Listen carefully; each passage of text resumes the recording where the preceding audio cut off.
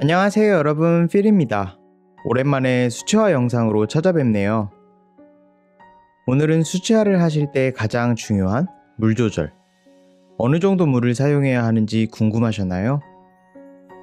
제가 처음 수채화를 시작하고 제일 힘들었던 부분이 물 조절인데요. 여러분은 어떠신가요? 그래서 한번 어느 정도의 물을 사용해야 되는지 알아보려고 합니다. 물 조절을 할 때는 보통 수건이나 휴지를 사용하는데요. 저는 이런 못 쓰는 수건을 이용하여 붓에 물을 닦아내곤 합니다. 물론 휴지나 흡수가 잘 되는 천을 이용하는 방법도 있겠죠? 자, 그럼 물의 양에 따라서 어떻게 그림이 달라지는지 한번 간단하게 알아보겠습니다.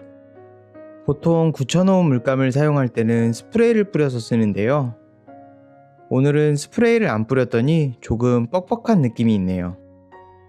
자, 그럼 물의 양 어떻게 판단해야 할까요?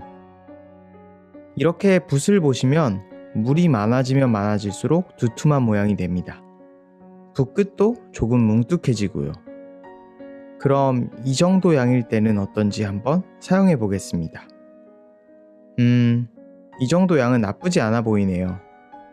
물감을 섞은 물이 종이 위에 골고루 퍼지는 것이 중요합니다.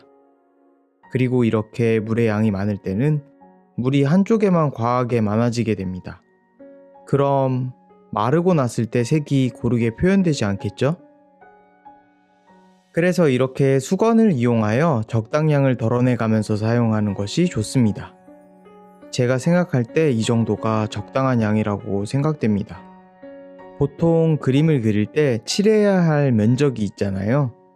이를테면 이 정도 크기의 면을 칠해야 한다고 생각해 봅시다.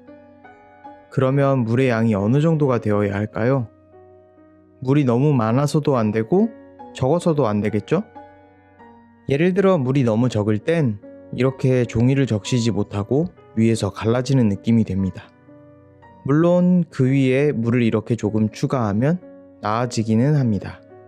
하지만 그림이 예쁘게 되진 않겠죠? 자, 그럼 다시 한번 이 정도의 그림을 그린다고 해봅시다. 수건으로 물을 좀 덜어내주고요. 자, 전 딱 이 정도. 너무 탱탱하지 않은 느낌? 그리고 붓끝의 뾰족함이 살아있는 정도. 이 정도가 딱 적당하다고 생각합니다. 그러면 한번 칠해보겠습니다. 골고루 잘 칠해주고요. 처음 한 것이랑 한번 비교해볼까요? 물이 이렇게 많으면 마르고 났을 때 가장자리에 색이 모이게 돼서 고르게 표현이 되질 않고 끝부분이 진하게 변해버립니다. 그러면 그림이 예쁘게 표현이 안 되겠죠? 이렇게 적당량을 사용하면 모든 면적이 고르게 표현이 됩니다. 아참, 물이 너무 많으면 종이가 일어나는 현상도 생기게 됩니다. 그림을 계속 많이 그리시다 보면 어느 정도의 양이 적당한지 대충 느낌이 올 거예요. 이 정도의 느낌? 나쁘지 않은 것 같습니다. 그럼 물이 많을 때는 어떨까요? 이렇게 물이 많으면 아까 말씀드렸듯이 붓끝이 뭉툭해져서 날카로운 부분을 그리기가 힘듭니다. 자, 한번 봅시다. 이렇게 붓끝이 뭉툭해져 있습니다. 이럴 땐 수건으로 붓에 물을 조금 닦아내서 그리시면 뾰족한 묘사를 잘 할 수 있겠죠? 그럼 반대로 물이 너무 적을 땐 어떨까요? 이렇게 거칠게 돼서 그림을 제대로 그릴 수가 없네요. 다음은 레이어링을 할 때는 어떤지 알아보겠습니다. 이렇게 한번 적당량으로 칠해주시고 마르기를 기다리신 다음에 다음 색을 올려봅니다. 이때는 아까보다 조금 더 적은 양의 물을 사용하는 것이 좋습니다.